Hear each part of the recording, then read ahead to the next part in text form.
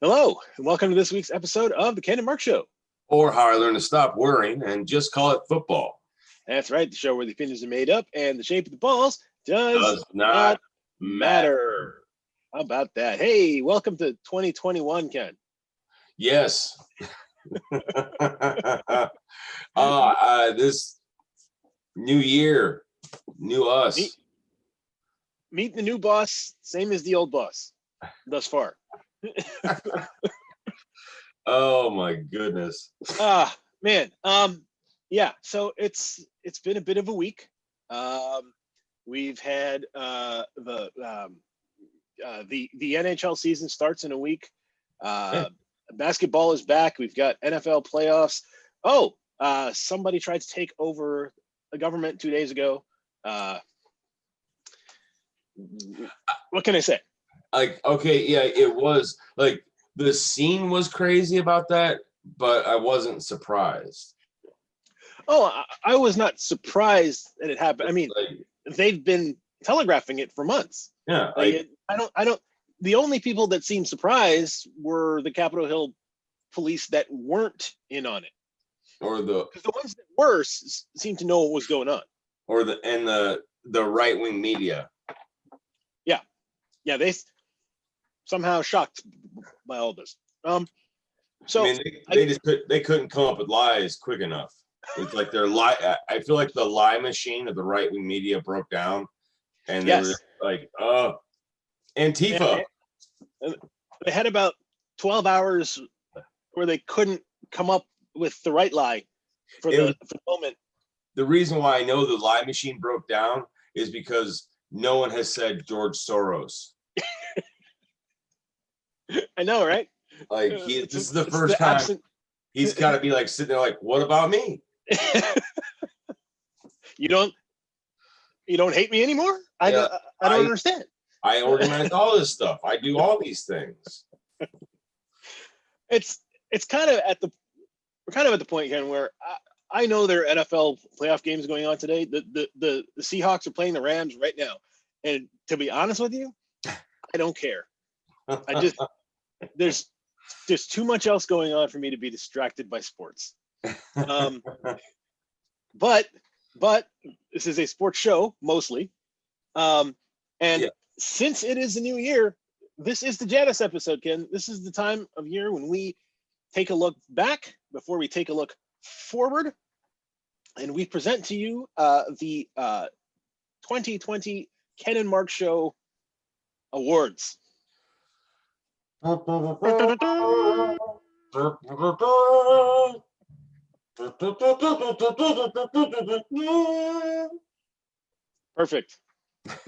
Yours is better than mine. Oh. Okay. Here we go. Let's start on a good note, Ken. Okay. What's the category? What are your nominees for the best sports moment of the year? Best sports moment of the year. Well, a lot of mine are just straight up. I did straight up winners. Didn't have like a list of nominees. Okay, yeah, that's fair. Because I mean, it was hard this year because of so many sports being taken away from us. Yes.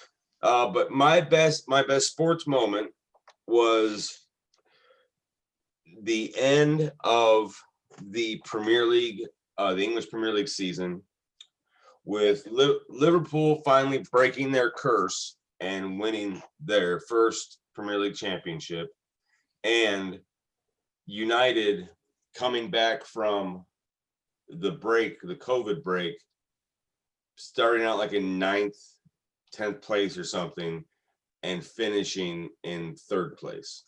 To me, that was just, I know it wasn't that long of a hiatus from the Champions League for United, but it was too long for me. The fact that it kind of came together, like my best sports moment was that finish of, I know for a lot of Liverpool fans, a weight monkey off your back, weight of the world off your shoulders. I mean, and the moment when Klopp got interviewed and he's talking to, I think, Sky Sports or BBC One or whatever, and they're interviewing him, how does it feel to win this championship with Liverpool? And Jurgen Klopp, the stoic German, even though he's fun loving, like as he was talking, started to break down into tears. Right. And had to say to himself, like, I didn't think this was, apologize for breaking down in tears. Saying, like, I didn't think it was going to hit me like this. And had to walk away from the interview because the tears came. Like all the emotions got too much for him. Yeah. And it seems like he's always very centered. He's a fun loving, don't take things too seriously. Don't get up, don't get too down, just have fun with life. Live like he has the best advice about living life. Just live your best life and love your family. And it's right. For him to have that his breakdown of winning that championship. As much as I hate Liverpool, like to me that was one of the best sport. That was the best sports moment for me. What do you think about? Yeah. So my best sports moment of the year was Liverpool winning its first Premier League title ever. We didn't talk about this, folks. And it was such a bizarre year because I feel like Liverpool fans waited 30 years for this. I mean, it's not like we're a team that's never won championships. Yeah. I mean, but it's been fans understand what that means. But 30 years for a team, right? A dominant team like Liverpool, correct? To go 30 years without a champion, that's and 30 years without a championship when your rivals are winning them left and right, and you got to watch that every year, and you just can't get back there. I mean, yeah, I think this is a big deal, and I think in some respects it's sad that COVID kind of robbed the fans and the players of their proper celebration. Of a special celebration moment. Like and it's not like you can get that, like even if they win it again this year, it's not the same feeling as it was last year for the first one after 30 years. So it was good. It was a good moment in a year of a lot of bad moments. And even though it was weird because like even in November, October, it was like a foregone conclusion that Liverpool was going to win this championship. And that's what made the COVID thing hit the hardest. It was like we're in March and they can't not play football. Yeah, they're like this. The season is going to come back in April, the first week in April, and everybody's like, all the scientists and they're like, what? Like.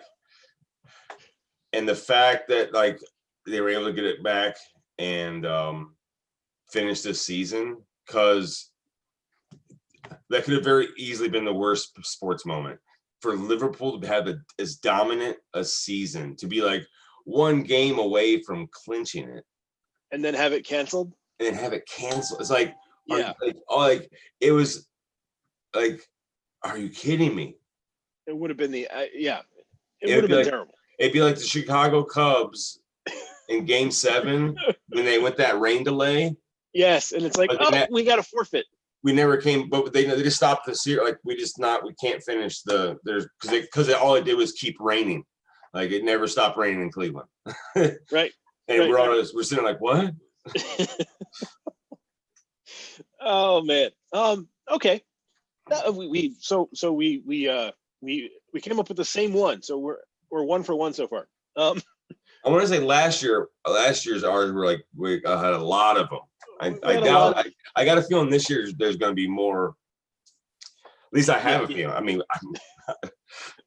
well, let's find out. What is your worst sports moment of the year, Ken? Worst sports moment. Okay. The worst sports moment of the year.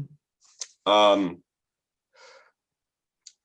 got two. It's a toss-up between Kobe Bryant's and his daughter's untimely death, helicopter crash. Just it happened early in the year. Even though it was just a year, with everything that's gone on this year, it felt like it happened 10 years ago. Oh my God, yes, I know. I mean, it feels like he's been gone forever, not just a year. And that was just because this is how it happened. His daughter, and it's just like, oh,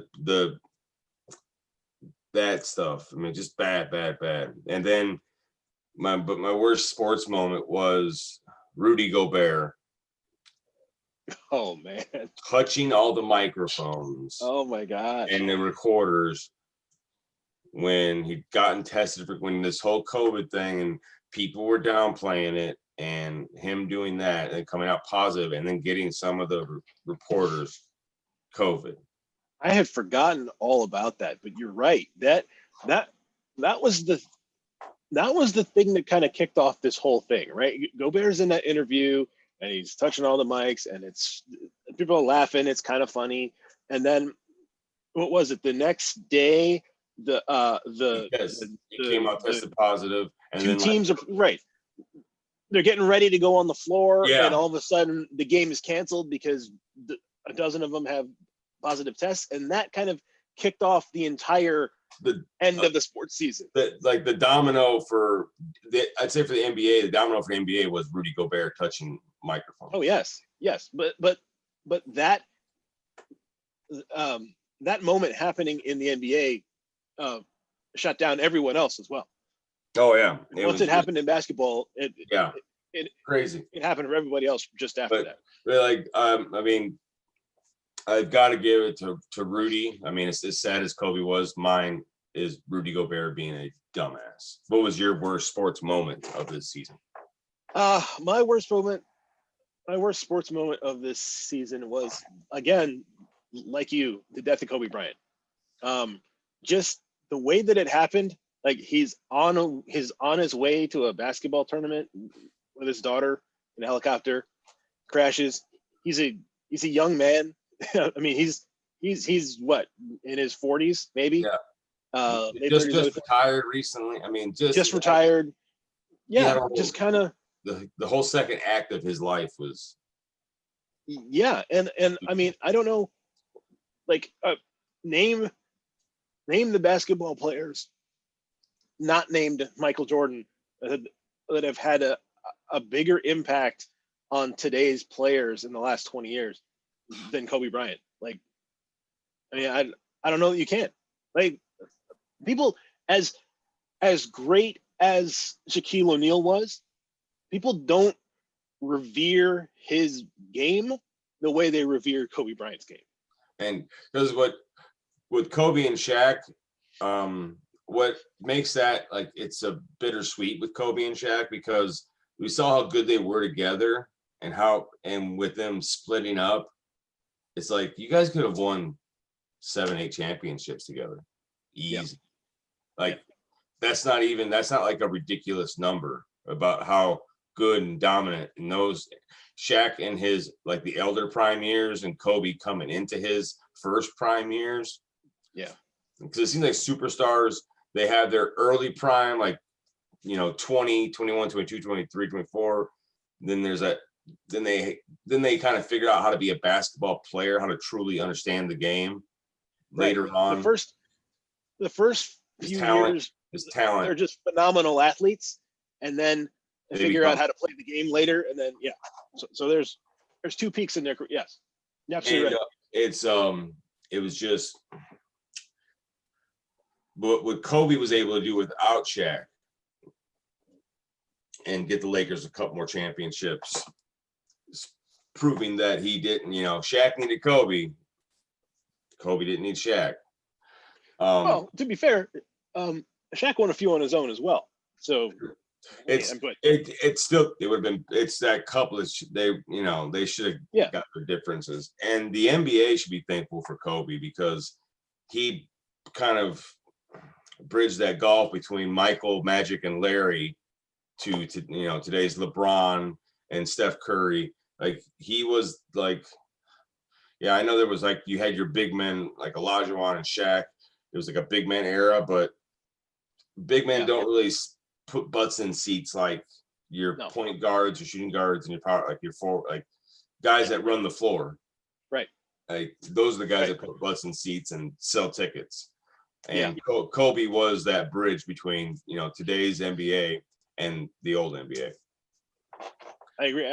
I think that's a very good way to put that, actually. Yeah, totally agree. Who was your team of the year, Ken? My team of the year, Yes. mine was just one, and that was the Kansas City Chiefs. To go behind and way they played in the regular season, Mhm. and then to go behind in every single game in the playoffs. At some point, significantly behind as well. Their first, like they got the bye week, so it's first divisional round playoff. Houston comes to town. They go down 24-0. Yeah. And then they erase that deficit by halftime. Yeah. And then win like 50-something to 27. It's like, yeah, the score, like that's a made up, that's like you're playing Madden and you just like let the computer go up by and you see if you can come back. Like that stuff doesn't happen in real life. No, it doesn't. And Patrick Mahomes just, I mean, from his first year, like I know he didn't start his first year, but his first year as a starter, like going like MVP to being an overtime away from his first Super Bowl, like taking the Chiefs, a team that never got over the hump. Like he almost got him over the hump his first year starting. Right. Got him over his second year starting, got him into the Super Bowl and won. It's like, and the way he did in the like fourth quarter comebacks and like it's just, I go back to the way the team, every team they played, the reason why I say they were the greatest team of last year is because every one of those games it took a different style of play to help them win. Yeah. Because every Deshaun Watson can throw and he's a running quarterback. So you had a defense that had to play differently, and being down so many points, Mahomes had to really throw the ball around and get points on the board. Then you're playing Tennessee. They're a ground and pound. So you got to stop, you have to stop Derrick Henry and, bottle him up when, they're up by 10 points. And it's like, oh no, like they're just going to grind this ball out. No, you get the ball back. It's just, then the 49ers in the Super Bowl. I mean, that was a hell of a Niners team. It was. I think that San Francisco defense with a quarterback with an average quarterback could have won that game. I think. I'd say Jimmy Garoppolo. I'd take him on the Bears. I think he's not a upper echelon quarterback, but he's above average to me. He's an above average quarterback when he's healthy. He is. I take him over I take him over probably 20 other quarterbacks in this league. I'm going to need him to throw more than 8 passes in a playoff game to convince me that he's an upper echelon quarterback. To me, but that's not on him. That's on the coach. And maybe if you're running for 300 yards a game. Well, but Tennessee does that too, and yet Ryan Tannehill still throws a lot of passes. I mean, the fact that you've only called 8 passes a game means that you don't really have a lot of faith in your quarterback. Remember, Tannehill wasn't he was doing good, but he didn't throw all that many. I mean, Derrick Henry had a lot of them yards. Oh, like against the Ravens, he only threw like so many passes. It was just on the biggest stage. Like I think we talked about it when the Super Bowl happened. Going from throwing 8 passes in the NFC Championship game and beating the Packers, I believe. Yeah. To like him not getting in that playoff rhythm of. It's not that he didn't need to throw. I mean, their team was running the football so well, but you should have got him at least 15, 20 passes a game to keep his rhythm going, because at some point you were going to be in a situation where he needed to be dialed in with his receivers. Well, And that's what happened at the end of the game. Yeah. Mahomes found his rhythm and Garoppolo didn't, and that's the difference in the game. And to me, that's not on Garoppolo. To me, that's not on Garoppolo. That's on the coach. Yeah, Chiefs are a good choice. Who's your team of the year? So my runner-up was the Kansas City Chiefs. Okay. I thought that the way, I mean, the Super Bowl win, the way they've played up until the end of 2020. I mean, they've finished the regular season 15-1. I mean, this team is just ludicrous. The last 3 years has been what? Yeah, and I know that that pretty soon they're going to come up against some cap issues, and it's going to be interesting to see if they can maintain that level of production. But for 2020, this team is usually at any other time, if someone asks me, are you taking team A or the field? I always take the field. This time, I'm taking the Chiefs. I just but my team of the year, however, is Bayern Munich. I don't know that a professional sports franchise had a better 2020 than Bayern Munich did. Especially Dominant. Coming back after the break. I mean, I don't remember, but I don't think they lost a game after the break. I can't say for certain, but it wouldn't surprise me. They were beating teams by 5-6 goals, and it just looked so easy for them. And even in the Champions League, where they usually kind of flame out near the end, didn't happen this time. It's they just walked right through it. They call the German national team like the machine, the Mannschaft or whatever. Yes. But yes. And Bayern Munich usually gives a lot of their team to the German national team.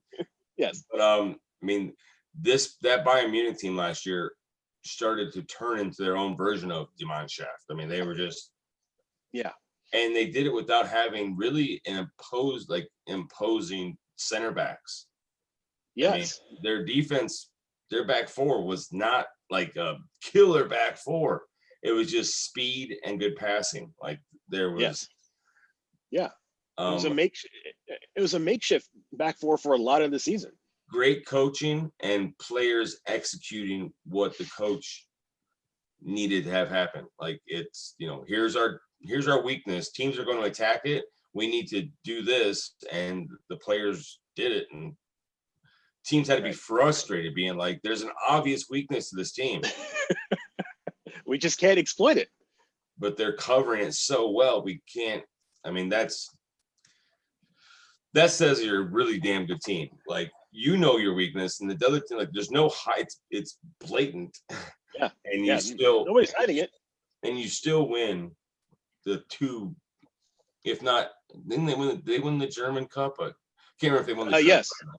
They won the German Cup, the Bundesliga, and the Champions League. So they won won their treble. So yeah. Great team, good team.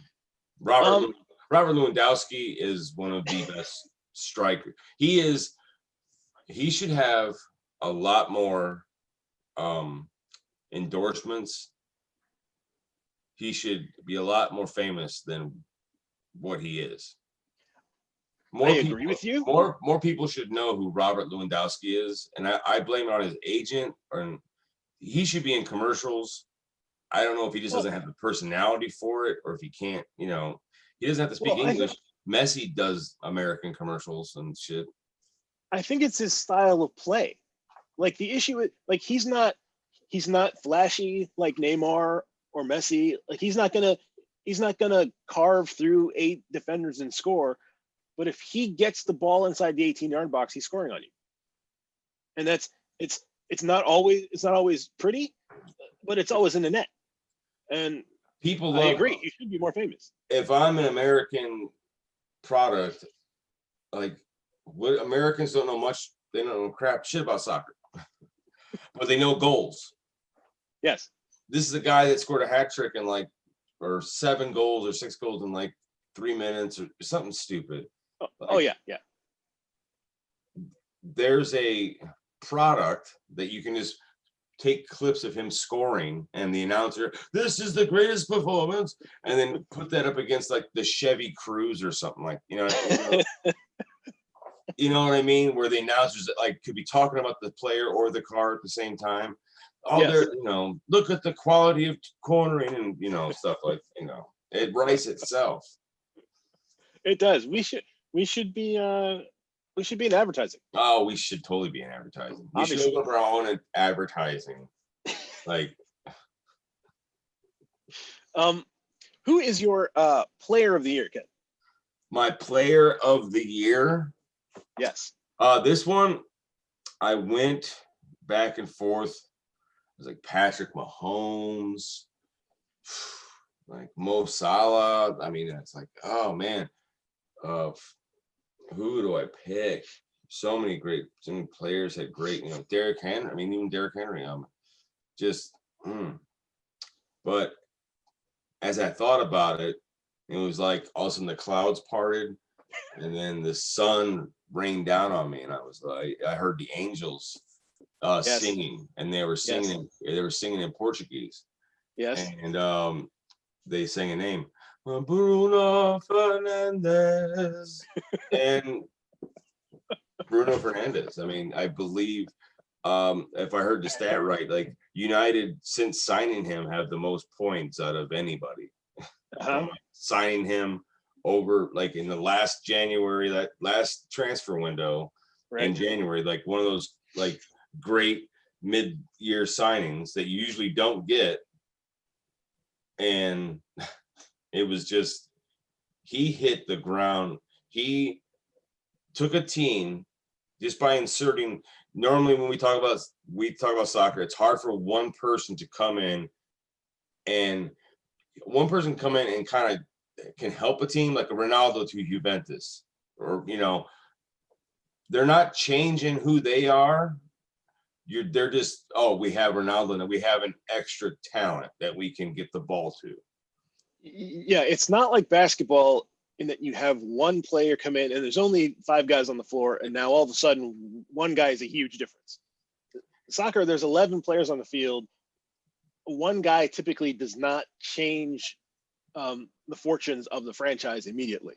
Ole was going from not knowing a formation to not knowing his starters to when Bruno came in, the formation kind of solidified, and it was about getting the players who play well with Bruno.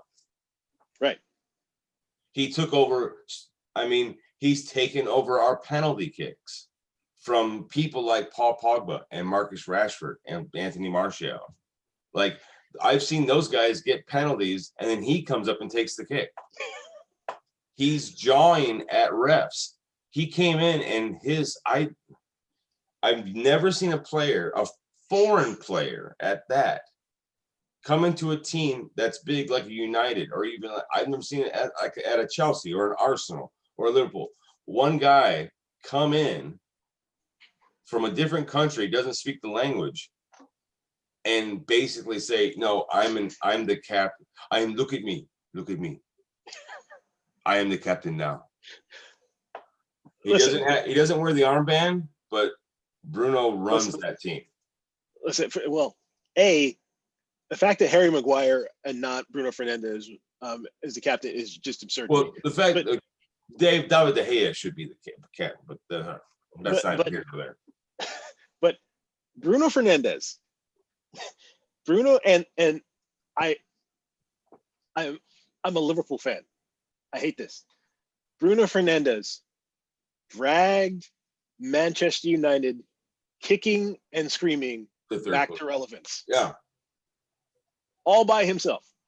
He did what Paul Pogba was supposed to do, and in the meantime dragged Paul Pogba with him back to relevance. Yeah, because Pogba was leaving. He was done after the season, and then He was Bruno came in, benched.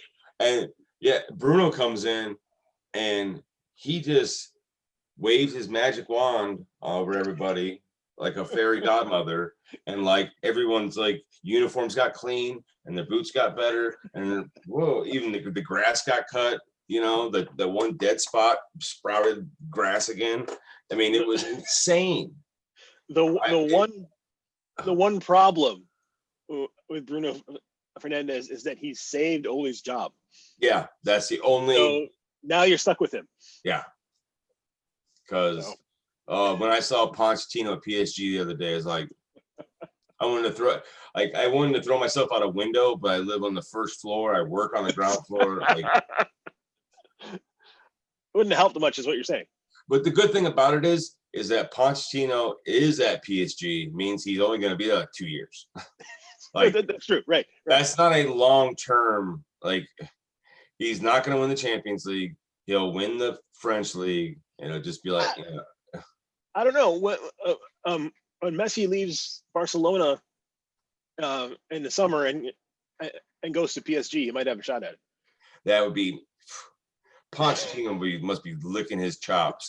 Like, I go from Southampton to Tottenham, where I couldn't. Southampton sold all my players. Tottenham wouldn't buy anybody. Now I'm at PSG. Yeah. Now I have Neymar, Kylian Mbappe, and whoever else I want. Doesn't matter. It's like, what? They got Keylor Navas and that. They got. I mean, it's just.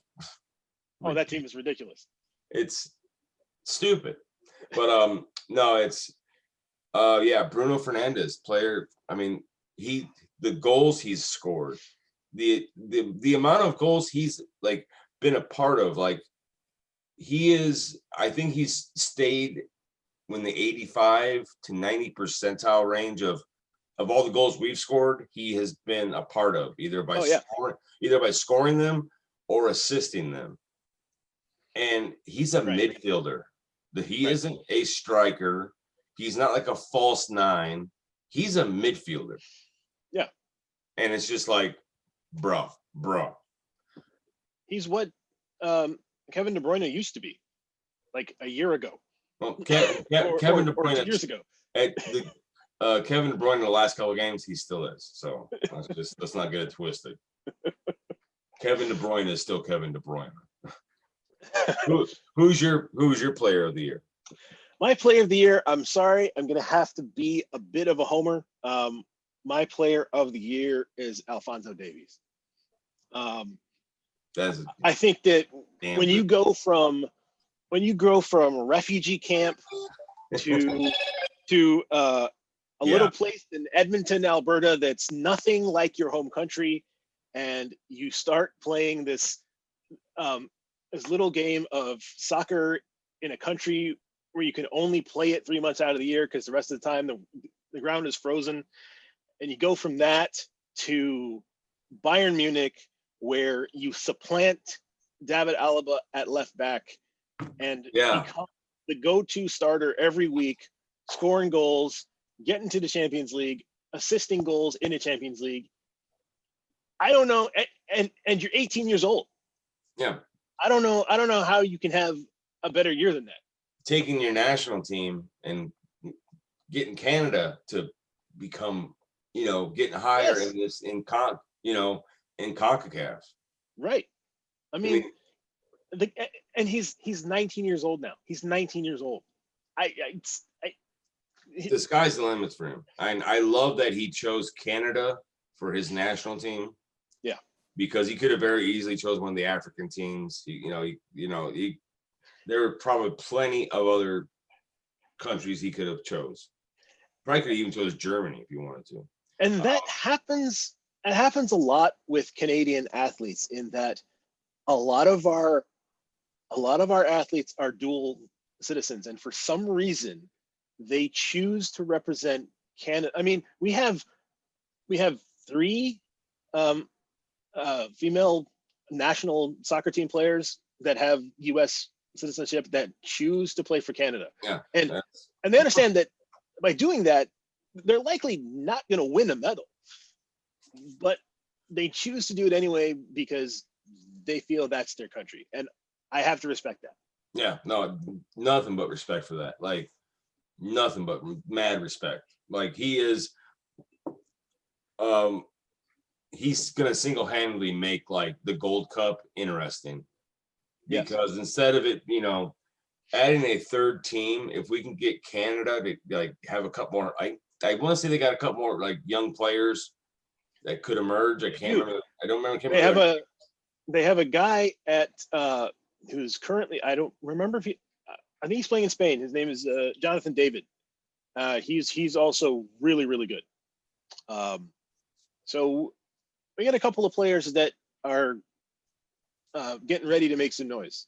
And that's going to be, I think, important because with this Gold Cup and just CONCACAF, the region in general, to get some respect, because it's like Mexico wins all the tournaments and they're always first. The United States, like every couple of cycles, gets a crop for 4 years, but they never get a manager who knows what to do with them. So they kind of just survive on talent and finish second. Right. And it's like, okay, it's always between the United States and Mexico. Now, like, if we can get another team in there that is, Costa Rica was there for a little bit. They're falling off.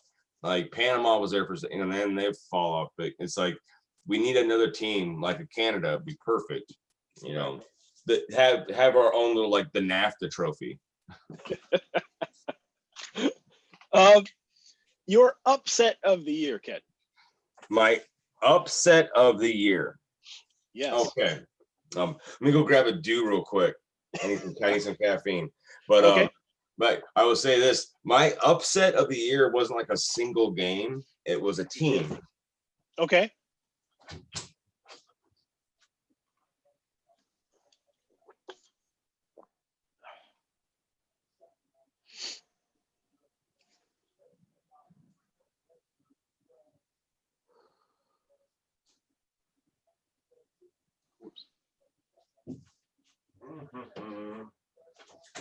Okay, and it's what it was. It was a weird team.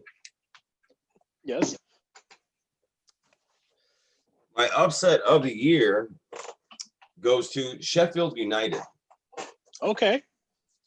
This team was out in the wilderness, League Two. They had no direction. They, fired their manager, and then they brought back a former player he's been managing other teams, Chris Wilder. And it's one of those stories of a former player who was there during the good times.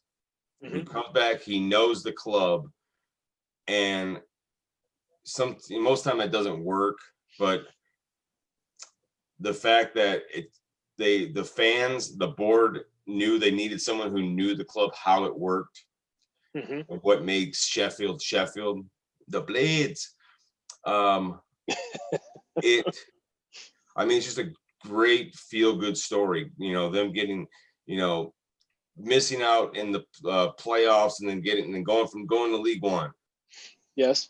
Getting promoted to the championship, missing out in the playoffs and a heartbreaker, then coming back next year and winning the whole damn thing and getting put in to the Premier League. And then their first year up, it's every promoted team, it's survive. Just survive. Right. You're trying to become a regular in the Premier League. You don't want to be a yo-yo team. But Sheffield, the upset was, they were like 2 points out of a Europa League spot. Yeah. And they did it with a lone keeper in Henderson, guy that plays United's backup keeper now. Right. They did it with overlapping center backs. Wilder the reason why I call it an upset, finishing in the upper half of the table with that team shouldn't have happened. Right. Beating some of the teams that they beat. I remember Sheffield, the first time Liverpool was in the midst of their undefeated run. Mm-hmm. And Sheffield, I think, was holding them to a 0-0 draw. Yep. And they had some good shots on goal, and Allison was saying, it was I mean, it was a nail biter game, but then right at the end, like I think an 85th minute, like Salah put one in or something. Like it was just like a heartbreaker for them, but it was almost a smash and grab for Liverpool. Because towards the Yep. end, the announcers and everybody, like, was like so proud of Sheffield. Like, and everybody before the game was like, Liverpool's going to be, it's how bad is it going to be? Are they going to stop at 6-0? And for Sheffield to do what they did last year was nothing short of amazing.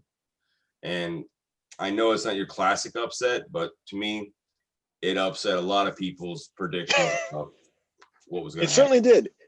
It wasn't quite a Leicester City winning the league upset. No, but it was a really good story. Who was your upset of the year? Okay, so my runners up were the NHL playoffs, kid. The Chicago Blackhawks and the Montreal Canadiens, who under normal circumstances would not even have made the playoffs. The NHL changed the rules to allow them into the playoffs, and in the first round of the playoffs, the Blackhawks defeat the Edmonton Oilers, and the Montreal Canadiens knock out the Pittsburgh Penguins in the first round of the playoffs. Now, what stops those from being upset of the year is that in hockey, that kind of stuff happens all the time. Yeah. The 8th seed takes out the 1 seed. Like it's all the time. No one goes, oh my God. Exactly. It's more like, oh, wow. Okay. Oh, but happened. It happened. So my upset of the year, Ken, was the 0-13 New York Jets defeating the playoff-bound Los Angeles Rams after they had given after the Rams had beat up on the Seahawks and they had beat up on the team that they played just before that. The New York Jets roll in and just roll over them, and I still cannot figure out how that happened. I think on the last show we did, we were asking for predictions for the NFC Championship, and we both said, do either of us know if the Rams are any good? And the answer is still no. I have no clue. No, I have no idea what that team is. I know like Jared Goff has been like this all season, but I know without Jared Goff, they're a shit team. And they were defeated soundly by the New York Jets, who avoided going 0-14 at that point. Yeah. By defeating the LA Rams. And I don't. That's just bad. I guess what another nominee for this upset would be I would say Jets fans, because by Adam Gase, the worst coach hire for the last 5 years with Miami Dolphins, like he should have never been. Yes. Because he knew Peyton Manning, he got jobs. Yeah, I don't understand. I don't understand how that dude lasted the entire season. I still cannot figure it out. The Jets beat playoff-bound Rams, playoff-bound Cleveland. Yes. And lose themselves Trevor Lawrence in the process. It's like worse. Can the Jets qualify for the worst team of the year, even though they weren't the worst team in the NFL because of that plan? Yeah. Just wow. And also the speaking of huge mistakes, the Detroit Lions are interviewing Marvin Lewis for the head coaching job. I don't know, man.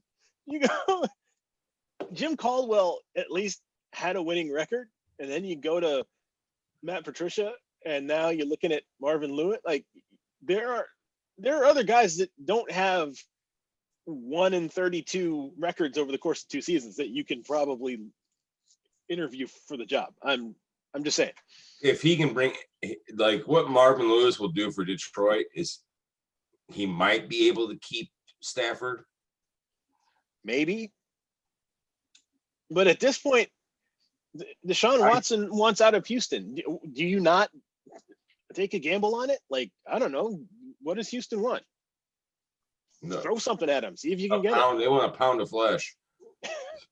I Man, mean, if I was the Pittsburgh Steelers, I can let go of a wide receiver for and a draft pick for Deshaun Watson. I can do that. it's gonna if anyone who gets Deshaun Watson in a trade from Houston, you're giving up at least 2 first rounders, 2 second rounders, And and that's probably fine. and then a player, one of your best players, or it's If you're if you're the Steelers and you're making it and you make it to the playoffs every year, and you think that Deshaun Watson can make you a Super Bowl contender for the next 4 years, 2 first round draft picks at the 31st slot, 32nd slot, it's totally worth it.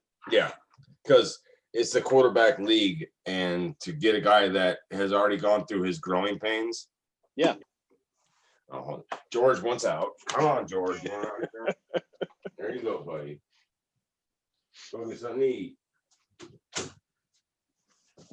Just interrupting the show, George. Thanks, George. All right. The worst sports decision of 2020, Ken.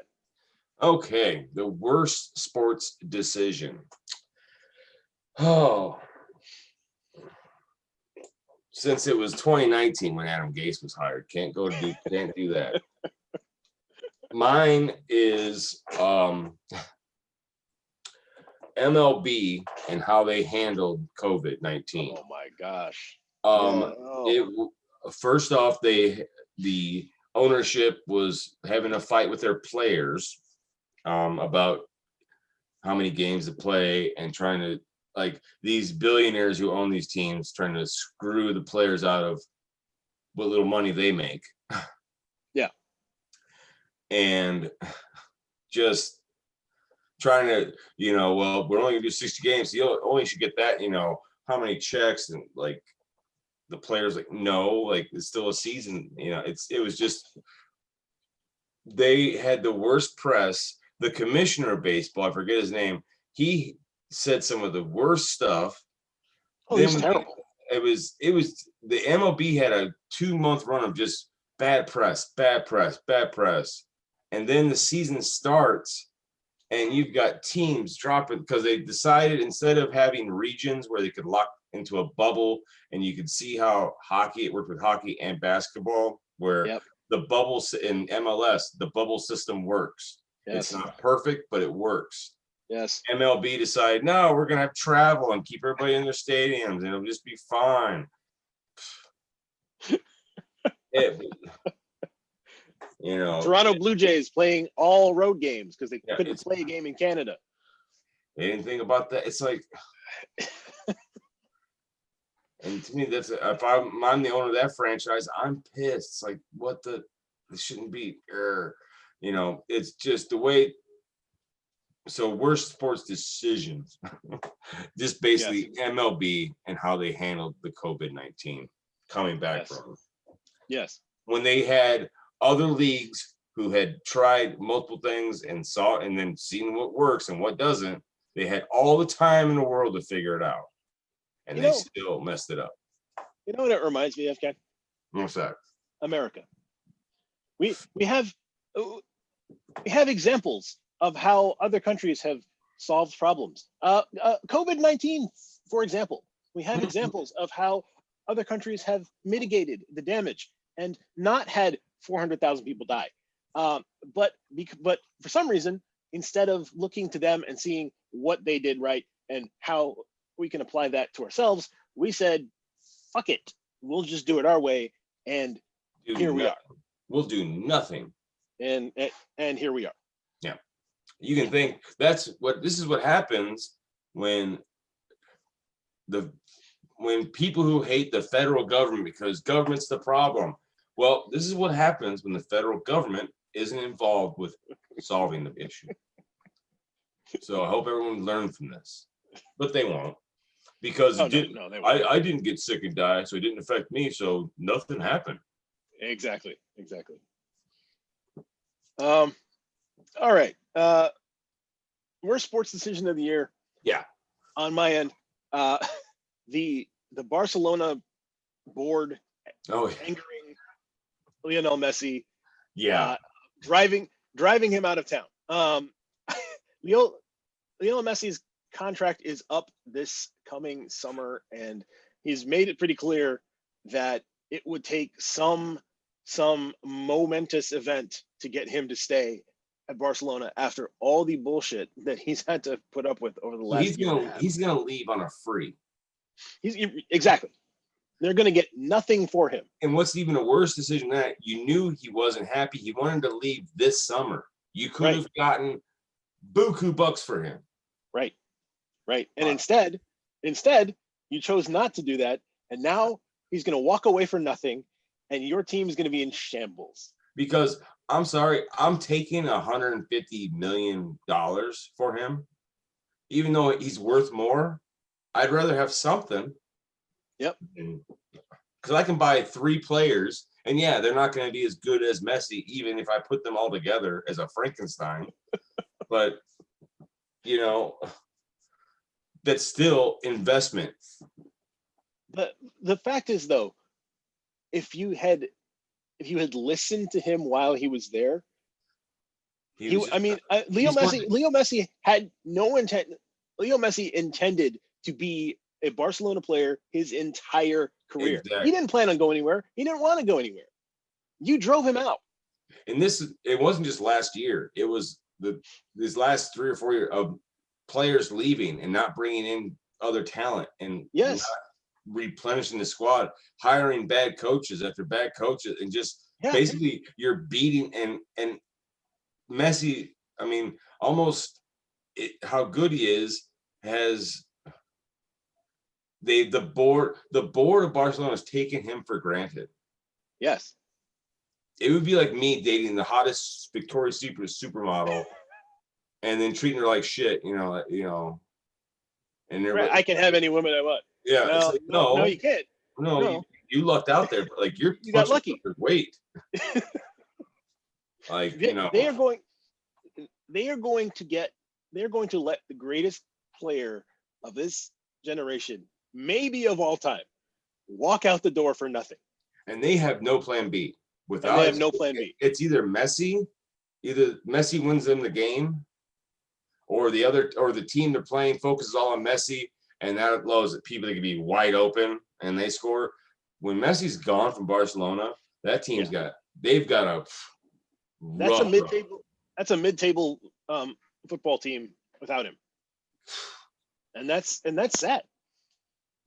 There's no excuse for it. There's no excuse for Barcelona to be in this situation. They put them basically. They pulled in America. Barcelona's run their team like America runs its country right now.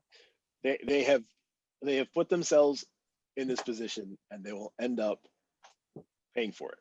Yeah, and it's going to be a long road back, because the way he was treated there. Do you think Kylian Mbappe wants to come to Barcelona and be treated the way Messi was treated? Oh, no. Messi's already, like, when he does those commercials and other things, like the star players know each other, like on Twitter, or, they talk to each other. So international breaks and stuff like that. You're not going to get a big superstar to want to go there while that board's in place. Yep, it's not going to happen, and it's going to be the end of that team, and that's going to be sad. The most surprising sports moment of the year, Ken. Mine was, I mean, it was to me, it was most surprising is Tom Brady signs for the Tampa Bay Buccaneers.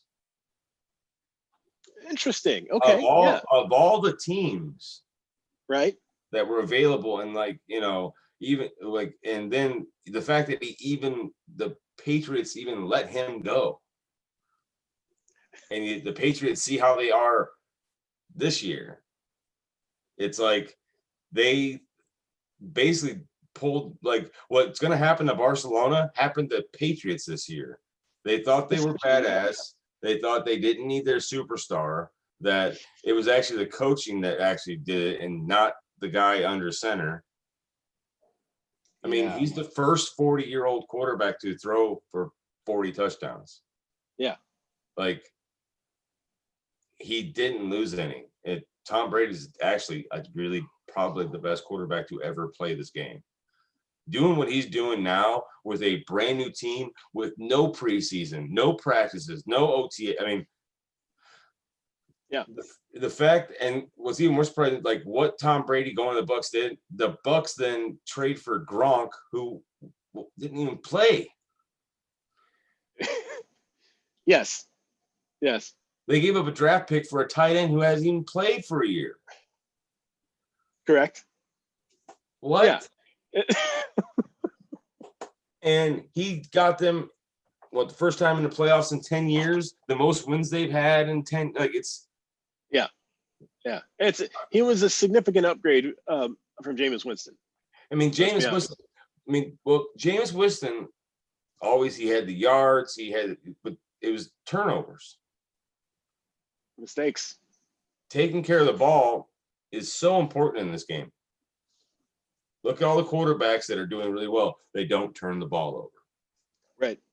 Now, then if you have the great talent, you don't turn it over and you throw for 35 plus touchdowns. You're in the playoffs. If you do that, if your quarterback throws under 10 interceptions and throws for 30 or more touchdowns, you're more than likely going to make it. Unless you're the Houston Texans, who throw away one of the best years by a quarterback ever in Deshaun Watson. Yeah, look at the stats that he had at quarterback this year, and like, it's one of those things, right, where it's like team wins are not a quarterback stat, right? Yeah. Deshaun Watson played out of his mind this year. And yet the Houston Texans sucked. It's not his fault, and it should not be placed on him at all. It's down to Bill O'Brien. Bill O'Brien ruined that team. Yes. He thought he was Bill Belichick, and you're not. No. You're Bill O'Brien. Quit trying to be like someone else. I rewatched an episode of Hard Knocks with the Houston Texans. Yes. And Bill O'Brien, when he's talking to his team, brought up the Patriots like 5 times during one episode. And it's like, dude, talk about the Texans. Don't talk about the Patriots and what the Patriots do. Yeah. Like, just be you. Your team doesn't want to hear about your girlfriend doesn't want to hear about your ex-girlfriend all the time. I'm just going to tell you that right now. They don't want to hear. Good analogy. That's good analogy. Don't want to hear about it. You're not getting any points from your new girlfriend.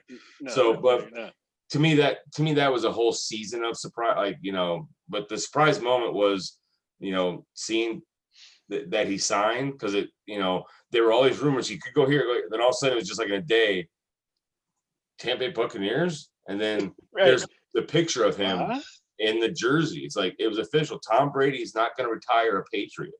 Right. I mean, yes, he probably will sign a day contract, but he's. And more so the point, like, how many quarterbacks at his age who were at a team for their whole career, then, so many stories of old quarterbacks going to that last team that you don't really remember them with. Like Joe Montana is the only other quarterback I can say went from being a legend at one team and then went to another team and had success there. Yeah. I mean, he went to the AFC Championship game. Correct. Kurt Warner did too. But outside of those two, I think you're probably right. They're at least the only ones I can remember. I would say Kurt Warner did that, but I would say Kurt Warner's not at the status of a Montana or Brady, because that's true. Right. Montana and Brady had like legendary status on legendary teams. Like the greatest show on turf lasted 2 seasons and only won 1 Super Bowl. Correct. Right. Yes. Yes. I mean, the Niners and the Patriots, like Brady and Montana, have multiple rings from those teams. They're dynasties. Yeah, no, that's right. That's a good point. What was your surprise moment of the year? I have a tie. So mine is a tie between the NCAA canceling the NCAA tournament and NASCAR banning Confederate flags. Oh, yeah. I am 40 plus years old. I never thought I would see NASCAR ban Confederate flags at NASCAR events. Never. That it never occurred to me that they would alienate such a significant portion of their fan base and cancel and by doing that they would do that. I never saw it coming.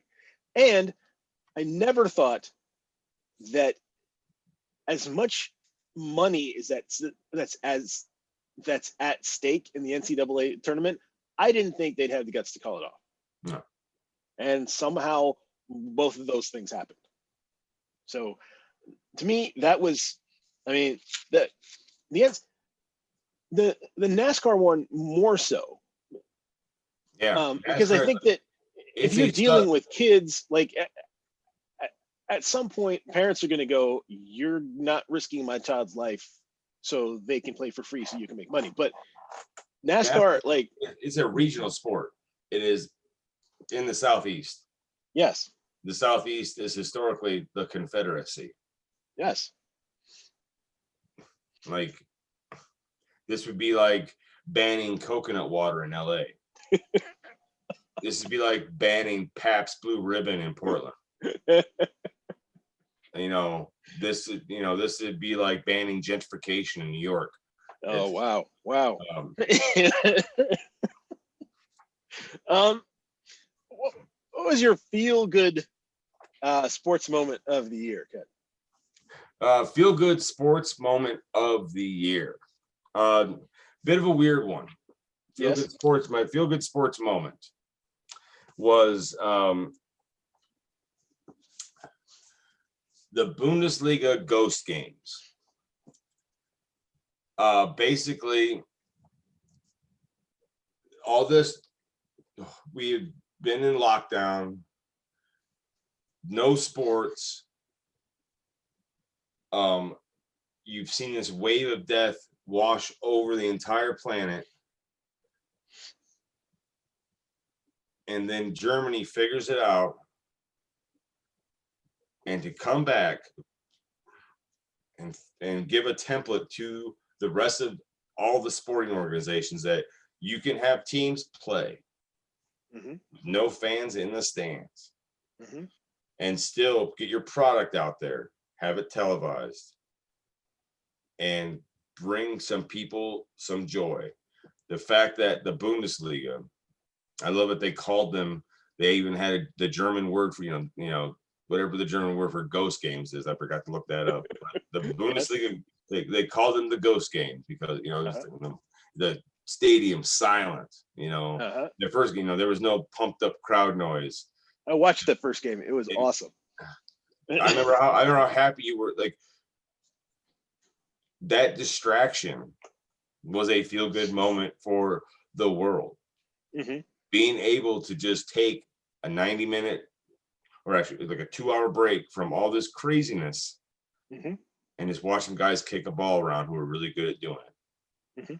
To me, that was, a feel good moment of the year. It's good. It showed that there is some normalcy. It's not going to come back right away, and it's not going to come back how you want right away, but it's starting like that. To me, that was the starting pistol of like, okay, we're gonna have our ups and downs, but returning to normal it's going to be possible. Right. What was your feel good moment? My feel good moment of the year, again. The feel good sports moment of the year. My feel good sports moment of the year, and this will always be my feel good sports moment of the year. Anytime this happens, Zamboni driver David Ayers is called in to an NHL game as the emergency goaltender. I forgot about that. For the Carolina Hurricanes. straps on the gear, comes in the game, the third period, wins the game.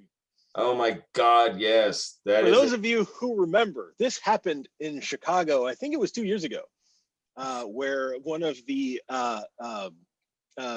food vendors at the stadium was also the emergency goaltender for the night and was called into action against the then playoff bound Winnipeg Jets and stopped 9 shots and to help the Blackhawks crazy. win the game. But anytime this happens, anytime a regular dude, because I don't know of any other professional sport where this is allowed to happen. Anytime a regular dude can experience the joy of playing a professional sport in front of 20,000 fans, even for 10 minutes. Oh, that's always going to be my feel-good moment of the year. Yeah, I cannot argue with that. That's a wow, because that's just it's a Disney movie. Yeah, it's it's Rudy. Yeah, you go to the stadium. You're there to do your job. Yep. Hey, we need you. What? Get your skates on. Let's go. What? You walked in there with your Carhartts and your wool hat and stuff, and then you're walking out in a different kind of sweater. I forgot about that. Yeah, that's just just to experience that once in a lifetime.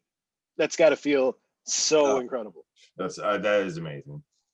And I mean, imagine how nervous you are. Like, because when you're a goalie, you got all that padding on. So coming out of the tunnel, you're waddling, and it takes you a while to get to that ice. Yep. And you've got the.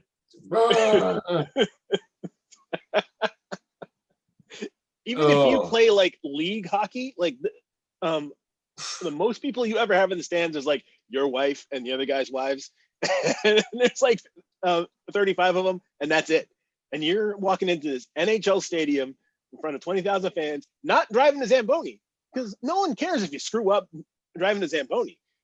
You're playing goalkeeper. That's just amazing. What is your "I told you so" moment of 2020, Ken? Mine is that Patrick Mahomes is a god. Fair enough. I just remember telling everybody like that season, his first year starting, and being like, this kid isn't a fluke. Yep. This isn't a flash in the pan. This isn't a one-hit wonder. Mm-hmm. And what he did last year, and then what he's doing. I mean, these last 3 years have just been. He's taken over the league. Yeah. Coming from Texas Tech, his draft, people said you had to work on all of his mechanics. He was a project. Yep. Some people drafted Mitchell Trubisky ahead of him. Yeah. Yeah. You might have to coach him up a little bit. Trubisky, as we know, was the finished product. Because we all know 1 year starting at North Carolina, that just does everything good. Yes. Oh, but yeah, no, mine is just, it's telling the league, telling everybody, like, it's, he is the lead of this next crop of great quarterbacks. Yeah. As your Rodgers and Brady and everybody retire, he is the head of that next pack of the Watsons and your Golf and your Herbert. It's a good pack. There's a lot, Joe Burrow. I mean, there's a lot of good, borderline great young quarterbacks in this league right now. There is. Where there's so many to where it's almost embarrassing if you don't have one. It's Tua Tagovailoa had a pretty decent year in terms of a rookie quarterback, but because he wasn't Justin Herbert or Joe Burrow Yeah, or any of these or Kyler Murray or any, his season has been deemed a failure. it's like It's not. if I'm his coach or if I'm anyone around to it, I'd be like, look, dude, this is your first year in the NFL. You're coming Right. off of a hip surgery. Exactly. You're still getting your feet underneath you. You know how to play. You know how to play this game. Don't worry about it. But because of guys like Justin Herbert, like it's now considered a failure Oh, if you're not brilliant in your first 16 games. Like it's crazy how good these guys are. if I was a coach of Tua, I'd be like, remember, Patrick Mahomes, the guy that part of the best podcast team on the internet said, is a god. He didn't even play his first year. That's right. Not at all. He sat behind Alex Smith. So let's not forget that. What is your "I told you so" memento? Harkening back to something you said earlier, Ken. I told you hiring Adam Gase to run your football team was not going to turn out well. It's not like we didn't have a track record on this dude. It's not like we didn't know what happened the last time he had a head coaching job. And it's not like he had time off in between that job and the new job. You saw what he did at his old job. You saw that it was terrible, and you hired him. Yeah. I don't know what to say. It's so bad. It's so bad. Like Adam Gase, what he did at Miami, the fact that, and then his 2 years at the Jets, the fact that players that have gotten away from him have got better, have not just gotten better, are like leading their teams in this category. And like, it's like Jamal Adams in Seattle. Ryan Tannehill. Ryan Tannehill was he was a bust. Let's just say he's a bust. Yeah, we all thought that. But everyone thought coming out of Texas A&M, everybody thought that the Tannehill we see now, it's like, wow, there is something to having a good coach with a quarterback. Who knew? Because who could have guessed? Because that's where Tom Brady. To go back on this real quick. Now, yes, there's a lot to be said about the quarterback. Got to have some talent, but also Tom Brady's gone from having great offensive coordinators and Bill Belichick and having that organization be as well run as it is. Even though I feel like this last year with the owner having the old rub and tugs and having that kind of the organization kind of hit a speed bump. Yeah. And didn't handle it well. And there's the fight between the two big dogs, the head coach and the quarterback. One of them's got to go. But Brady has had some quarterbacks have a new offensive coordinator every season, right, and a new head coach every season. There's no stability in their life. Brady's gone from the Patriots and having guys around that know what they're doing to Tampa Bay and having Bruce Arians, like a great offensive coach, right? And so he's a veteran coach, so he knows how to what it takes to run a successful football team. Right. He had the Cardinals successful. It's like what? Right? Huh? Let's just not forget. So Adam Gase should never get another head coaching job. He shouldn't even get another NFL job. He should go back to high school. Okay, so it's not the last one, but it's kind of the big one. The impact moment of 2020, Ken, for you. Okay, mine is kind of going back to what I'm piggybacking on one of yours. My impact moment, and to me, this it impacted, of all the times we've done these award shows and of all the impact moments, this last year in 2020 was the biggest. It was the moments when COVID is here. It's gone from Trump, there's 14 people that have it. It's going to be 0 pretty soon in late February, to where March is happening. You're hearing stories. Then all of a sudden, like, the dominoes fell real quick. Final Four, the NCAA tournament's canceled. Euro 2020 canceled. The Summer Olympics canceled. That's when it was like me as a sports fan, and it's like, this is big. Right.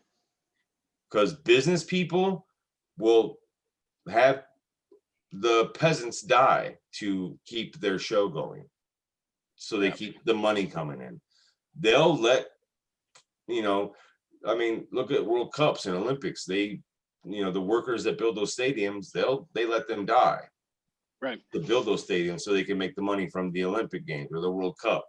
They'll come in and they'll hire the police to come in and clear out entire neighborhoods of people and relocate them. And not care if they have to shoot a couple of them to get them out of there in order to run their show. The people that have all the money and make the money don't care. But one thing they do care about is their own lives. Right. And when they're not going to risk those, when they start thinking about their own lives and they're not going to have in their big shows on, it's like, all right, this shit's for real. Right. And how people in this world didn't, especially in this country, didn't look at, okay, big business is canceling big money events. This isn't a hoax. Right. This is for real. Right. That should have been like, don't listen to what anyone else is saying. When the big money people are canceling big money events, follow the money, right? That's the canary in the coal mine.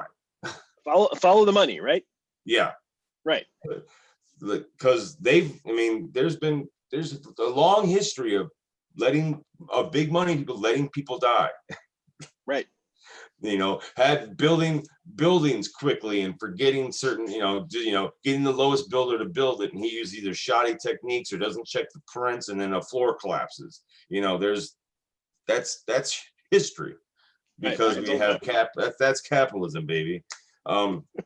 When the impact moment, when those events started getting canceled, it was just like a boom, boom, boom, boom. It was like, holy shit. One day it was this, and then the Big Ten, and then it started. Then it was sporting events. Later on in the season, like Big Ten's is canceled season. Well, we haven't even had a football game yet. It's like, right. What the hell? Right. I mean, it got scary. Like, man, this shit. When the NCAA canceled this tournament, I looked around my family like, this shit's for real. Right. They don't cancel that. No, they don't. That's billions of dollars. Literally billions. Right. Of dollars. When you add it all up, that's billions of dollars that gets spread out through all the people that already have enough money. Right. But not to the athletes that actually put on the show. I mean, it's crazy. Yeah. Talk about the biggest con. I mean, just whatever. That is just, to me, that was the impact. That was like, when it comes to sports, the impact moment of the year was those, that late March, when it just shit. Right. Then, because it was just every day was a new event or a new this game, trying, and then for 2 months nobody knew, is anything coming back? Are they people were coming up with ways how they're going to cancel the season, like it's just a wash. Like, that was a legitimate, that was an option on the table of just wiping that. You just won't do it. People forget that. Yeah, everyone finished up their seasons, but they were legitimate. We're just gonna call it a wash. Right. What was your impact moment? Okay, so I've got the impact moment for me, and then I've got what I would have said the impact moment was in a regular year. Oh. So I think this year, to tie into everything that you just said. The impact moment for me this year was not a sports moment, but it was more of a moment because of sports. Okay. And that was the death of George Floyd. When that happened, okay, for the first time that I can remember, people didn't have anything else to do other than pay attention. Yeah. Because there was no basketball, no baseball, no football, no soccer. There was nothing else happening. And the only thing people could do was watch it. And when they watched it, all of a sudden, a lot of people had a realization that we do, in fact, live in two Americas. And I think that moment and the way that athletes responded to that moment, the way the NBA NBA players refused to play games, NHL. I never thought I would see NHL players taking a knee on the ice. That's not what hockey does. No. That is antithetical to everything hockey has ever stood for. I never thought I would see that. Yeah, that's but I did. And if you look, I mean, that moment, I would argue that moment was the turning point for a lot of people in this election. The Georgia Senator Kelly Loeffler, who owns the Atlanta Dream basketball team, when she came out and said that those protesters had no right to protest, and her team essentially just told her to shut up and own, right? I mean, they are the ones that started the campaign to remove her from office, and they were successful. And so even though it was not a sports moment, the fact that no sports were going on and the way in which athletes responded to that event, for me, that had the largest impact of the year. Now, in a regular year where there were no coup attempts and there were no any of this other bullshit, the thing that I would have said, and that just snuck in with 2 days left in the year, Becky Hammon became the first woman to coach a professional men's team in history when she took over from Greg Popovich during a San Antonio Spurs game at which he was ejected from. That's cool as fuck. Now, if this was going to happen anywhere, it was going to happen on a Greg Popovich team, because he's been doing this kind of stuff for years, and he hired her a long time ago because she was talented, and she's worked her way up in the organization. She's now the assistant coach, and when he was told to leave the bench, he pointed at her and said, "You got this." Wow. And I think that the idea that men can't respect a female coach is ridiculous. Yeah. Because they all do. And the fact that and the idea that she doesn't know what she's doing is ridiculous, because she does. Yeah. And I hope that this opens the door, because somebody has to be first in order for somebody to be second. So I hope that this opens the door for more of this stuff. And that's, in this day and age, as bad as it is, I can see something like this working sooner rather than later, and especially in the NBA. Yes. If it's going to happen in any professional league, that's where it's going to happen first. Because the men and the women play the same game. Yes. They both run a box and one. They both run isolations. I mean, the men's basketball, women's basketball might play more above the rim, but women's basketball, they still there. It may not be as many players, but there are still players that play above the rim. But most time you're still, you still got to shoot threes, free throws. Still got, there's a lot of little things. They men and women's, they both run suicides. They're doing layup drill. Like the coaching from women's to men's basketball is the same, maybe from take out one or two drills. Right. I mean, other than that, it's the same game. Absolutely. And it couldn't happen to a better person. And I don't know of any coach other than maybe Steve Kerr who would have had the guts to do that. So congratulations to Becky Hammon, and congratulations to Greg Popovich and the San Antonio Spurs and the NBA. And hopefully this is not the last time we see Becky Hammon or any other woman coaching on the sidelines of a professional team. And and the great Popovich is no big deal. He just wants the best people around him. Exactly. He doesn't care what you look like, who you like, as long as you're a good person and you do your job to the best of your ability. Right. And you're on his level of mind for basketball. Mm-hmm. He doesn't care. You could be from the moon. He wouldn't give a shit. Exactly. All right. The best personal story of the year, Ken. Who you got? Best personal story of the year. Mine. When I read this category, it popped in my head real quick, and I didn't think about it after that. I was like, yeah, I'm just gonna stick with it. Mm-hmm. Mine is, even though I hate the organization more so because I hate the owner, but my best personal story is quarterback for the football team, Alex Smith. Yes. Coming back after almost dying, having his leg amputated.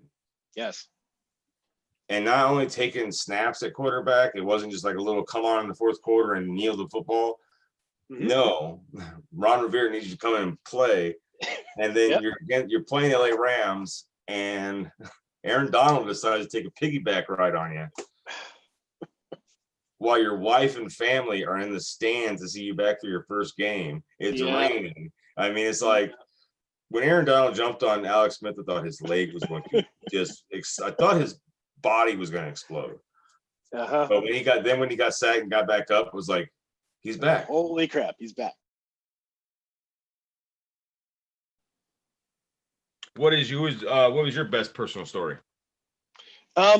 So I had a feeling you were going to say Alex Smith, so I didn't want to repeat what you'd already said. So I came up. So my story, best personal story of the year goes to Sarah Fuller, the college kicker, became the first woman to kick an extra point in an NCAA game. The first woman to take a kickoff. I think that there are a lot of people, and let's just be honest, dudes. Who think that for some reason sports is a club that belongs to them and women aren't allowed in it. And I always kind of felt like if you can play the game, then you should be able to play the game. Pretending sports is a private club is no different than saying Black people shouldn't be able to play sports because we don't like it. So I think Sarah Fuller's proved that she can kick. And so because she's done that, she should get to play the game. And I think it's terrific for her that she had a coach that saw that, and she had a team and teammates that were supportive of that, and that she got to do that is just, I think that's a great story. It was an amazing story. Like I hated the dudes, like the comments, pissed off that they gave her the SEC Special Team Award because of the historic moment. Yeah. And there's giving her award. Why don't you just give her I heard she's gonna be nominated for Heisman Trophy, and it's like, and then they made fun of the kick, even though the coach told her to swib it. Yeah. And everybody, she can't even kick a football. And it's like, she was asked to come on that team because they didn't have a kicker. The best part of that story, those same dudes that are all like, oh, she can't kick a football. You remember when Cody Parkey double doinked the football off the goalpost, and Goose Island Brewing held a competition to see if anyone could kick a 20-yard field goal and not one damn person could do it. Yeah. I love. She put on Twitter. Either she put it on there or she retweeted somebody. She took a goal kick and like kicked it like 3/4 of the soccer field. Yeah. And said, I'm just gonna put this here. Like, and she put like, I wish they just would let me kick the goddamn ball off because like I would have just booted it. Like Exactly. the coach told her to swim it. Like, Yeah. Yeah. I wish she would have had a field goal try. I wish she could did. got. She did. She got. It wasn't in that game. It was in the following game. Yeah. Okay. Yeah, and so she got that field goal point. It would have been nice in that because of that first game. People, I mean, these. I'm so tired of white men. It's just they're. I saw. Oh, somebody was. There's a new Star Wars book. They're going to a different generation called the High Republic, new series of Star Wars books. I just listened to the first one. Great series, excellent. I love the first book. So cool. Well, it's written by a colored woman, and of course, the white men don't like it, but they don't like it. They don't like it for stupid reasons. And it's funny. Like white men are like they're the first ones to say representation doesn't matter and why people make such a big deal out of it. But as soon as a white male isn't the main character, the main hero, they throw a fucking hissy fit over it. Yep. And it's like, I thought representation didn't matter. What happened? What does it matter what the character looks like? I thought it didn't. Oh wait, it does matter. You just don't. You're just too stupid to realize what you're doing. But yeah, no, that Sarah, that was amazing. A top 5 league, even though the program isn't very good this year, like the fact that she, I think, legitimately could have played all year for them. Yeah, and I can't wait for the first. I can't wait for the first girl to go into field goal kicking. I hope that I live long enough to see that happen. I think that'll be fantastic. I think a woman will definitely be I want to see a special teams, a girl I think a girl can play special teams easily. Yeah. Because the way the rules are set up, it could be a holder, be a punter, field goal kicker, some sort of specialist. I can see them. Yeah. Yeah. Hell, even with the way quarterbacks are treated, I can see one being a quarterback. Personally. That is, you can't. Did you see the roughing the passer call on the Lions last? Oh, come on. On legitimate tackle. Look, man, I like player safety. I get it, but if you're not going to allow the defense to play defense, let's just play flag football. I'm just saying. Don't punish defenders for making a legit tackle. Exactly. Don't do it. Because what's going to happen is you're going to piss that guy off, and then he's going to target the quarterback. Like, oh, you're going to flag me? I'll give you a reason to flag me. Okay. Our penultimate question, Ken. Second to last question. All right. Down to the big ones. Who is your winner of the Ken and Mark Show Asshole of the Year Award, Ken? This one, lot of candidates. A lot of candidates for this one. And I am down to 2. Okay. And one is a person. Yes. And one is like a concept. Yes. And I want to give it to the concept. And I'm going to give it to the concept. Yes. I think the other one's won this award too many times. I'm tired of him winning so much. Every year, I believe. I'm going to so much winning. This year, it's going to be the concept. Actually, it's not so much a concept. If it's real, then it's one person. I'm giving it to Q. Yes. Q wins my asshole of the year. Yes. You went from being a someone fucking around the internet, pretending to be something. Yep. Telling a bunch of lies and putting out not so much lies, just jokes and weird shit on the internet. Yeah. But you didn't realize that Americans are stupid and since they're not well educated, or they could be well educated, they just don't take their education seriously, Yes. and they don't want their schools funded, so it keeps a pipeline of uneducated people being put out into the world. Yes. And they don't know how to think critically for themselves. Mm-hmm. So what was a joke by some kid or some 20-year-old college student who thought, I'll make up a bunch of dumb shit, and there's no way I'll come up with the most outlandish thing in the world no one's Yep. going to believe. Right. Well, sorry to report, but they believe it. Not just believe it, they believe everything. And oh my God, I think the fact that they have Republicans believing that Democrats are Satanists, baby blood sucking, communists. It's just like, what? It's it would be comical if it wasn't so serious. Yeah. Then the fact that they've got people so fucked up in the head now, because with this pandemic, there's nothing worse than a uneducated, mentally fragile person and the internet. And Like, and all the time in the world with nothing Yeah. else to do. when Yeah. what they should be doing is just looking at porn. Exactly. Like, Thank you.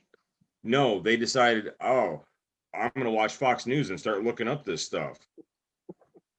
Oh my God. They all went down the rabbit hole with Alice and then came back Mad Hatters. Yeah. It's You're right. it's insane. I mean, Right. some of my friends on Facebook have become QAnon I'm sorry, dude. I'm sorry. to a point where I made a comment on Facebook where I said, Republicans make me laugh. They all basically get off on the founding fathers and the Constitution, but then hate the government that they created. So they hate the thing that the people they love the most created. And it's like, I'm like, how do they square that circle? How do they rationalize that in their mind? Yeah. Somebody, my friend quoted, if the founding fathers were alive today, they would be considered conspiracy theorists and no one would talk to them. And I'm like, that makes no fucking sense. The founding If the founding fathers were alive today, they would be considered traitors by followers of QAnon. Yeah. Saint Ronald Reagan would be kicked out of the party. Yeah. It doesn't make any sense, because if the founding fathers alive today, so what does that mean? We've spent the whole time still a British colony? Like, none of it. Everyone agrees that we were a British colony. That wasn't a conspiracy theory. None of it makes any sense. It wasn't even a conspiracy. We were a colony of the British Empire. It's like you just because you're in QAnon doesn't mean the founding fathers would. The founding fathers put in the Constitution an electoral college, so someone like Donald Trump, because they didn't trust the American people to not vote for a demigod, and not fuck up this whole election process. So that's why they made the electoral college, so they could be like, no, this person is dangerous and shouldn't be president. If the Constitution, and also to appease the slaveholding states and give them a little more power than they should. Oh yeah. But yeah. I mean, all the founding fathers, the only reason the founding fathers wanted to break away from Britain is because they were all rich landowning slave owners, and the crown was wanting to get paid back for defending the colonies during the French and Indian War. Right. Because the crown coffers were empty because they spent so much money defending us during that war. So the rich people like Thomas Jefferson and George Washington decided now's our time to get the rabble riled up and talk freedom and tyranny shit, when actually they just wanted to keep their money in their land and not have to pay taxes on it. Follow the money every single time. founding fathers did not create this nation over some great idea of freedom for all. No, it was about keeping their money. That's all it was. Look at the history. Look at the actual history book. I mean, that's why the Senate originally the Senate wasn't ever supposed to be elected, or they were never. At the beginning, they weren't elected. They were appointed, Right. and they're supposed to be the richest and most educated, because that's they're supposed to be the smart people. In some countries, they still are. To piggyback on your asshole of the year, Ken. My winner is a winners. And my winners are the followers of Q. So I believe what we have done is we have nominated 30 million people as assholes of the year. I made Q my winner. You made the followers of Q and we did not talk about this. We did not talk about this before. Because again, I don't blame the guy at the top, because without the people who bought the bullshit, that guy would be nothing. He would be but for some reason, people have to find the most ridiculous thing they can find and latch onto it. It doesn't make any sense. It doesn't. No, it doesn't. It's absolutely crazy. And I mean, it's almost as ridiculous as believing there's like an imaginary person in the sky that watches every single one of us and delivers presents to everyone on one night out of the year.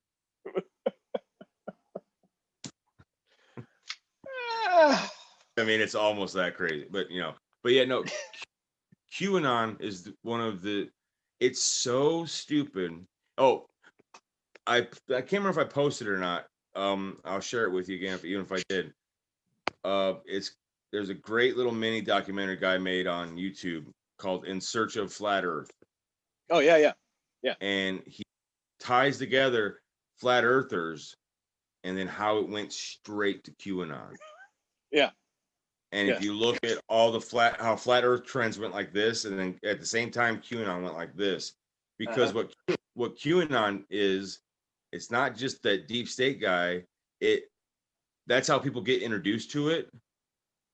But QAnon accepts everyone's conspiracy theory. Yes. It's it's all connected. Yeah. And it's like, oh my, so there's a home for the lizard people and the hollow earth people, and it's all Q. It's everything. Everything is Q. Wow, you guys are. And I shared a podcast, Worst Year Ever. Yes. Definitely listen to that. If you have an hour, listen to it.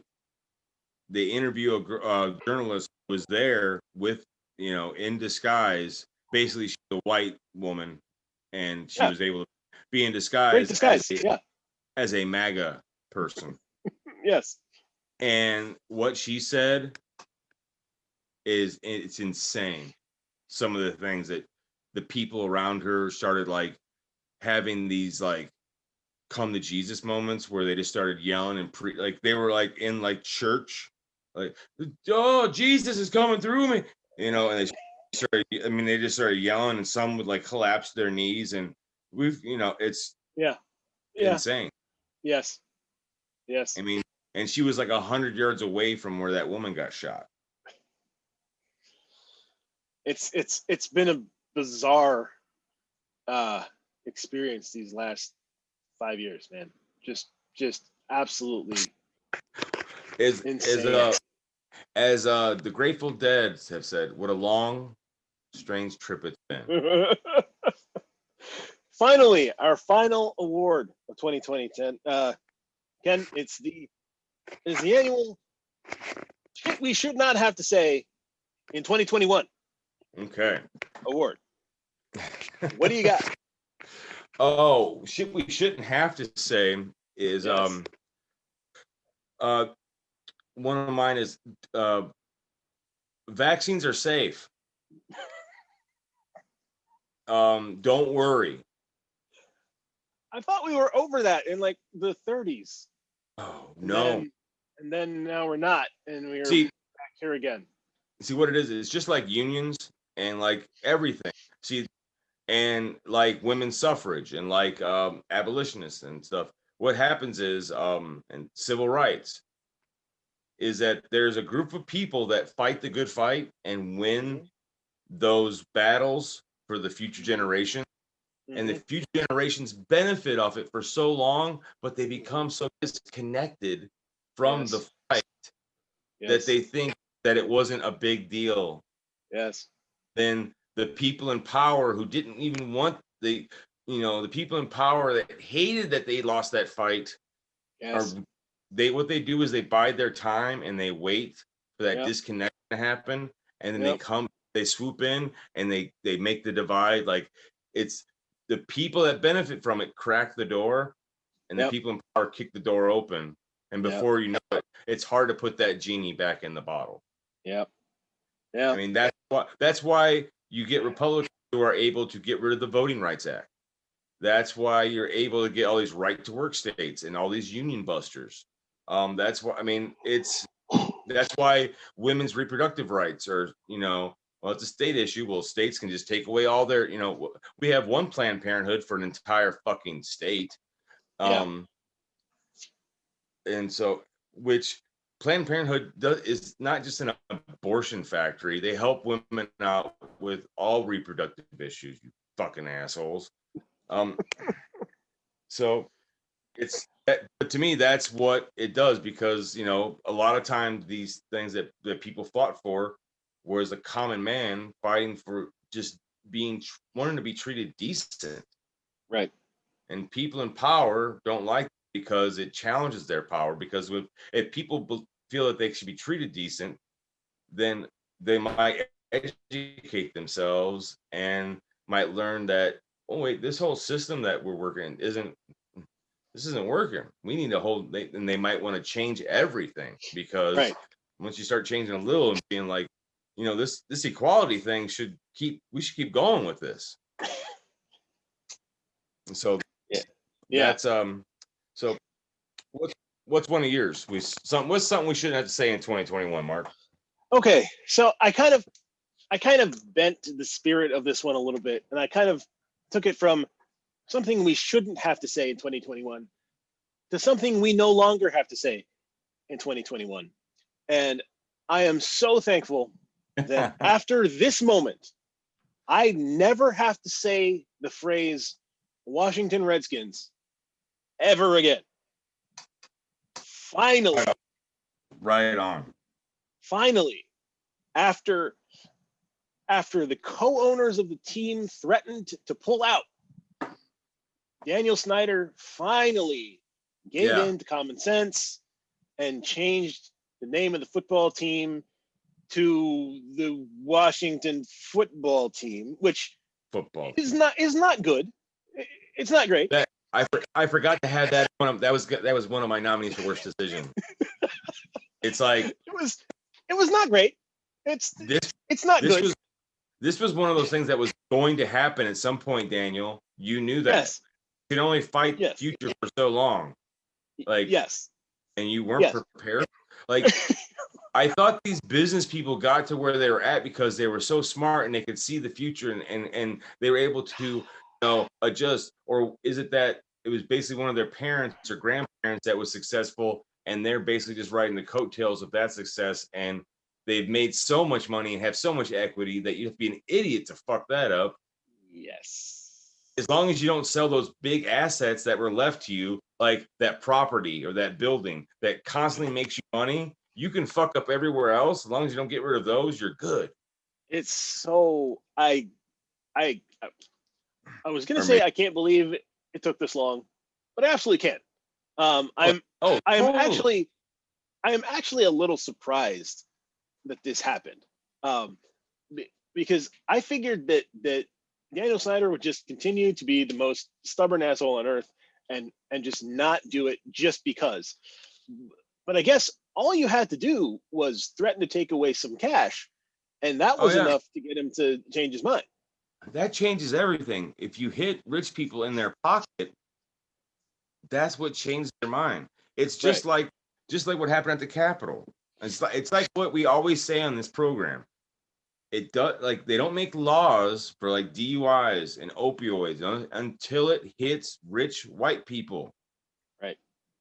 QAnon's not a problem until they storm the Capitol. Right. Donald Trump it's an issue. Donald Trump isn't a problem until he incites a riot and an insurrection. Right. You know, all of a sudden now Republican senators and congressmen, now Lindsey Graham is saying what he said it before when Trump was just a candidate, that he's a horrible person. Like, right. Now he's a horrible person. He's the same dude he's been the last 70 years of his life, but now it's a problem because he came to your house with the mob. And it's all and also because he didn't get reelected, so you don't have to play that I like Trump game anymore. Right. Lindsey Graham is such a little power hungry bitch. I mean, he has no spine. It's just like, you know how sharks are made of cartilage? It's just he is made up of that stuff that makes up the tip of your nose, just that weird like I guarantee if you hit him, his body would just like shake like a weird. They are so him, Ted Cruz. Ted Cruz is actually worse because Ted Cruz if you wrote a villain for a movie that like if the description in the character line said smarmy weasel blah blah, you would cast Ted Cruz and nobody else. And everything he does is calculated to get him reelected. Yeah, it's everything. He has no morals. No, none. He plays to the crowd, and it's all about getting him power and keeping him in the news. Yep. Like, nobody likes Ted Cruz. No, I can't figure out how somebody as universally disliked as Ted Cruz by the people he works with, by his family, by people who vote for him. People who vote for him don't like him. Yet somehow he keeps getting reelected. Because he's not a Democrat. Because they'd rather have a Russian communist. They'd rather have the devil than a Democrat. At some point, that's not going to be a good enough excuse anymore. No. I mean, I don't know how something that I shouldn't have said in 2021. I had too many. I was like, oh, I'll be able to just say this. What's another thing? One thing I don't have to say is President Donald Trump. We won't have to do that again. Don't have to say what did the president tweet today? Won't say that. That's what it was. I won't ever again have to wake up to see a tweet. Oh my God! Since he's off Twitter, I can unfollow him tonight. Yes, that is so awesome. Oh, it's gonna be a bizarre year, man. We thought 2020 was wild. I'm hoping that the craziness clears up by April or May. But I just don't know. I wouldn't be surprised. What scares me though is that during that that Capitol Hill thing, there's going to be an inauguration. Like, oh yeah, like I hope they're sweeping that entire area, because I wouldn't be surprised if one of those assholes put a bomb that can be radioed. It's not on a time like that. The FBI already found 3 of them. Well, there could be. I'd keep, anything that's going to be near Joe Biden's inauguration. I would move. I would move where he gets inaugurated. I know there's not going to be any people, and there's not going to be any to do. But let's just do it on Zoom. If you publish anywhere where they're going to be at, I would. Yeah, I mean, because I'm just keep him safe. Yeah, and they're gonna do this again. They'll be back. I'll be back next week maybe the police will arrest them this time. Who knows? I mean, they didn't seem terribly interested on Wednesday, but I would we'll like see. I would like to see the police abuse them. I would like to see the police beat the shit. Like I want to see the police do what they do to Black Lives Matter protests and So give them a taste of what they. I want them to get a taste of what they cheer for when it happens to other people and see how they like it. one thing that we learned in 2021, Ken, already is that the police, in fact, can restrain themselves. They don't have to shoot people in the back. Oh, I know. They don't have to No. kneel on their necks for 8 minutes and 36 seconds. They can get by without doing that. It's amazing. I was stunned. It's like they tried. It's almost like they try to de-escalate that whole situation. It is almost like that, isn't it? Of 10,000. It's almost as if that what was happening. I mean, as if that's what. And I was told that wasn't possible. yeah, that couldn't be done. Crazy. I was told that the only way to deal with people standing around was to mace them and beat them with clubs and shoot them and run them over with tanks. I didn't realize that situations could be de-escalated. And especially like how they kept their cool when this one white person reached out and grabbed the gas mask of the police officer and ripped it off of him. And then they crushed one of the police officers in a door. Yeah. And while he yelled for help with a bloody mouth. It's like none of the police officers on the other side of the door pulled up a gun and threatened to shoot. I mean, it's crazy. They even let a guy with a gun in those flex cuffs who was definitely walking around Congress looking to kidnap somebody. It's almost as if they weren't afraid for their lives. Crazy. Weird. And that was against violent protesters. Right. Why are they so afraid of peaceful protesters? Or 18-year-old kids playing the violin, or 12-year-old kids playing the park, or high school girls at a pool party. It's amazing. They feel their lives are in danger from those people, but not from armed people in bear costumes and Viking horns. Like it's interesting. Or a guy with a bunch of parking tickets who's running away from you. Exactly. It's crazy. It's amazing. I mean, I guess all that warrior training's paying off. I guess so. I guess so. Okay, that's. Oh, one last thing. Yes. Shit, I don't want to have to say in 2021. Yes. Hey, Mark, are we going to open up our show with the video of the cop? We're talking about the video of the cop shooting the unarmed black man in the back. Oh, Jesus. Yes, agreed. I hope we never have to have that discussion again. That would be awesome. I hope we don't have to have one show like that in the whole. Yeah. I take a whole year of not having to talk about once. That'd be great. That'd be awesome. That's going to do it for the Ken and Mark Show 2020 Yearly Awards, ladies and gentlemen. And I think that's going to do it for the show. You can contact us at the Ken and Mark Show at .com, or on Facebook, from which we have not been banned, or Twitter, from which we are still on, and somebody else is not. We're available for download on YouTube at this point. And eventually, again, at the original podcast page, getitmarkshow.libsyn.com. Good night, everybody. Later. See you, man.